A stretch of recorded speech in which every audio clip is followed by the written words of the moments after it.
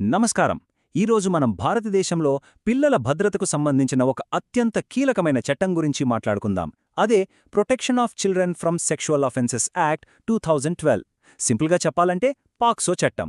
ఇది పిల్లలకు ఒక రక్షణ కవచం లాంటిది. అసలు ఆ కవచం ఎలా ఉంటుంది? దాని ప్రత్యేకత ఏంటి? ఇప్పుడు వివరంగా చూద్దాం.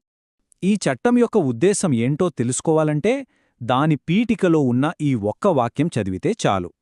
ప్రతి దశలోనూ అంటే రిపోర్ట్ చేసిన దగ్గర్నుంచి తీర్పు వచ్చే వరకు ప్రతి విషయంలోనూ పిల్లల మంచి, వాళ్ల శ్రేయస్సుకే మొదటి ప్రాధాన్యత ఇవ్వబడుతుంది.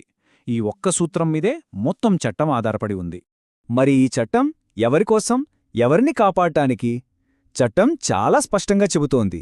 18 సంవత్సరాలలోపు వయసున్న ప్రతి ఒక్కరినీ పిల్లలుగానే పరిగణిస్తుంది. అమ్మాయి, అబ్బాయి అనే తేడా లేకుండా అందరికీ ఈ చట్టం వర్తిస్తుంది. సరే, ఈరోజు మన చర్చలో ఏమేం విషయాలుండబోతున్నాయో ఒకసారి